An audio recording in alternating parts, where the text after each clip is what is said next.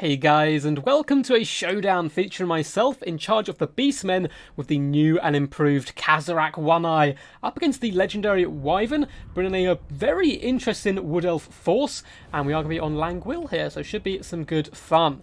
So quickly let's go through our builds. Up in the skies we do have double harpies to try and put some long range pressure, or flying pressure, sorry, upon my opponent. Try to take down Hawk Riders and really get into the back line on top of scouts, Way Watchers and the like. For our main battle line, it is the cheapest and most cheerful of lines you have ever seen. 2 units of Ungor Spearheads, so going incredibly light with our frontline infantry, and they're here to protect a couple of units of Ungor Raiders as well, so very cheap on the ground force. That's because we've gone very expensive in the monster mash. We have double Razorgore Herds, such a good unit for its value, armor piercing, and a very decent mass. It's actually going to be able to pin in a lot of large targets now, surround them, poke them apart with those nasty rutting tusks. We also have double Minotaurs, one which is with shields, and the other is the Butchers of Kalkan Guard, one of the coolest named units in the game, with their cowpat hides as well, and their little bells around their neck. They do look quite fearsome indeed. We've also brought to the Eye of Morslip here, the Regiment of Renowned Cygor. Now, the reason I brought the Regiment of Renowned version is actually for the magic damage he does on both his melee attacks and his ammunition, and that's the deal with the Regiment of Renowned Lost Silver Knights, those great stags which are indeed ethereal. Coming in with Warp Gaze to pin them in place as well, which would be a really nice 2-for-1 punch, although it looks like my opponent hasn't actually brought those pesky knights. We've also gone for double chariot characters, which is something you do see relatively often, but someone you don't see is Khazrak One Eye, and that's because Morga is just by far and away a better character all round, but Khazrak has indeed been buffed, which is pretty fun. So he's still anti-infantry, armor piercing, and all that good stuff, but his items have changed a little bit. So Scourge does some pretty decent bonus versus infantry now, plus 32, better splash damage, better armor piercing. It makes him a real kind of chewer through of chaff and frontline troops, so he can really do some good damage. He also has Apocalyptic Vision. Of course, we have Deadly Onslaught and the Dark Mail, which now basically works as a 20% damage resistance in combat. So, that's going to make him a little bit more tanky as well. Big improvements, in my opinion, for Khazrak at least. We also have a Brave Shaman of Death. We're going to be coming with some fun stuff. Fate of Buna, the Purple Sun, and Spirit Leech, so going pretty bad to the bones.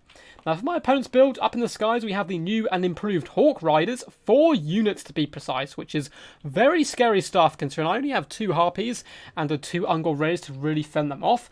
Now, Hawk Riders, I don't know if they've got too many changes to their actual stats, but they now do fire in a 360 arc of fire and have Vanguard, which certainly makes them far more competitive and much more a decent option than they ever were before. Can now get into back lines and harass a lot easier and kite enemies as well. We have a nice little skirmish core with some Glade Riders over on this flank, and some Wild Riders failing to hide in some trees here. They're not actually hidden, which is going to be to their detriment as well, unfortunately, as of course I'm going to be targeting them down with the Eye of Morslip, so they're going to have to get moving rather quickly. For the main battle line, we do have triple Dryads, one of which is the Reefs of Frozen Hearts, Regiment of Renowned, who do indeed have Frostbite, and we also got double Blade Singers. These ladies should be able to chew through Beastmen very quickly, especially when they pop the Whirling Death, which will give them better base weapon damage, certainly going to make them better up against the force of the Beastmen, who don't tend to have too much armor. Leading the force as well, hidden in the back, we have a Spellweaver of Life, and I'm a big fan of Spellweavers. Anyone who's seen my High Elf replays will know I like Archmages quite a lot, so I think I'm going to enjoy the Spellweaver as well. Loic's Blessing is a really cool ability which applies Stalk, Unspotable, and Speed to a 30-meter radius kind of area of effect, which allows you to get close with some of your more elite units. We have our Arcane Conduit, sorry for the cough there. Shield of Thorns, Flesh of Stone, and Earth Blood. So pretty awesome stuff all round. So let's see how this does indeed play out. So the Harpies are going to be trying to chase down the Hawk Riders. And at this point I realise, right, I'm going to lose the air fight. There's not much I can do, even if, I drag them towards my Ungor Raiders. It's only a matter of time before we lose that. So I'm going to be just trying to chase them off where possible and keep them wasting ammunition to Harpies and away from my key units. And we'll try and push forward and win the ground game before those Hawk Riders can come in and do too much damage. So I'm going to charge into the Dryads here with our mighty chariots, doing some pretty decent work, and those Wild Riders are taking an absolute pounder now from the Eye of Morslip. Doing some massive work. You can see all the dead reindeer or stags on the ground here. And up in the skies, the Harpies have been quite well dealt with. The Hawk Riders, certainly no joke in melee combat either. Ungor Raiders are going to start pouring fire in at a nice angle as well, kind of trying to get it down the line onto those Blade Singers who have very low armour, of course. And now Minotaurs are going to be crushing this front line with the help of some Razor Gores rather effectively. We've pulled round this right-hand side with our characters. We're also going to be dropping a fat purple sun. Unfortunately, it does kind of whirl away. It gets a little bit of damage on these units. I probably should have put it a bit more to the left and gone a little bit more risky. Over here, Glade Riders do try to intercept the Brave Shaman at Khazrak, but Khazrak, of all his buffs pop, is going to slaughter these Glade Riders in their droves.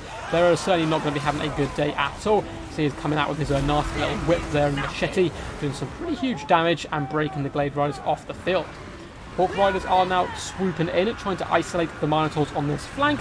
The Minotaurs pretty tanky with their shields all round, and in come all the Hawk Riders committing, really trying to break these Minotaurs, but the Ivemorslip is going to simply stroll up and see a glorious blob to fire his rocks into. Oh no, he's going to be taking a few more steps, as it looks like the Hawk Riders are indeed getting back up into the skies. Blade Singers are now being run through by chariots, and this is something they're going to struggle with quite a lot. They are Elves, of course, so they will get pushed over rather easily, as a few of them just get exploded into blood there. The Minotaurs doing some roly-polies into action. We have an Earthblood heal, healing up the Hawk Riders. They've used about 50% of their ammunition each, so they still have a decent amount. Looks like the Spellweaver did get a little bit too close for comfort as a big rock comes in, hitting those Glade Riders. I believe I actually pinned the Spellweaver in with the Eye of Morslip ability, and that's probably why she took so much damage. And then comes the Brave Shaman of Death, certainly going to be able to outjowl her as squirts of blood drowns her horse there, as those mighty tusks come in and do some pretty awesome damage. Though Glade Riders are here for the rescue as well. In the main battle line, we've basically managed to mop up all of the Wood-Elf ground force, apart from the Wraiths of the Frozen Heart. Looks like there are some returning Glade Riders as well, but these pesky Hawk Riders in the skies, consistently firing down, doing some pretty decent damage, going after my beat-up Minotaurs, trying to take them off the field, but this whole time the Butchers will be regenerating. Spellweaver did manage to escape. I've just about managed to pull through the mass with my British Shaman, but the Glade Riders are going to be nipping at the heels consistently, just trying to get close enough though to drop some more Spirit Leeches and finish her off for good. All the Hawk Riders coming once again, trying to isolate the Minotaurs, doing some massive damage on the charge in fairness. The Butchers though are buffed by Apocalyptic Vision, and Earthblood trying to keep the Hawk Riders in the fight, but the very nasty Eye of Morslip has been throwing rocks in here, doing huge burst damage, and the Hawk Riders are now being terrified and forced back. Glade Riders do try to pump themselves into the back line and do some good damage, but looks like armor losses has settled in. The Spellslinger was finished off by Spirit Leech in the distance as well. So very well played to my opponent there. The mighty Wyvern had some really awesome games up against him recently, and you'll definitely see more on the channel shortly. Hope you guys enjoyed. If you did, feel free to give it a big old thumbs up and subscribe for more Total War Warhammer content. And feel free to comment as well. I've been a bit slow at replying to them recently, but I do read them all, and I'm going to try to reply to as many as possible. So, the new and improved Khazrak the One Eye. An absolute badass, and I really do like the new changes. Coming with 115 kills, over 1,500 damage value, and he's still pretty much full health, so he's got way more in the tank than that as well. And yeah, did a decent job of clearing up the front line. This was a relatively good matchup for him, and it's a matchup in general I think he can be quite powerful in. Chariots, of course, quite good up against the Wood Elves, fast, mobile, can run over their pesky skirmishers.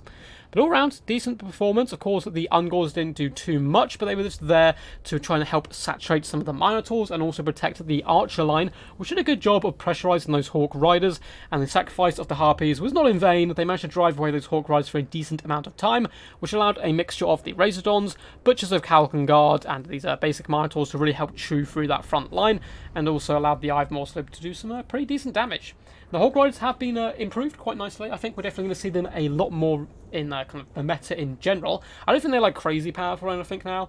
I wasn't a big fan of them before, and I don't know if I'm personally going to use them a ton, but I know a few players, Darth Plays for example, is really good with Hawk Riders and can make them work really well. Cycle charging in the rear of units with their decent AP on the charge really can turn the tide, and we saw them isolate the Minotaurs and get some pretty big burst damage from them for sure. And the Blade Singers, I don't think they had the best of times here. Still doing a decent amount of damage all round. Of course, they're not going to be the best up against Minotaurs and the like, but would certainly chew through the Beastmen normally. So I think they can still be a pretty good pick here. Anyway guys, until next time, peace, and as always, stay awesome.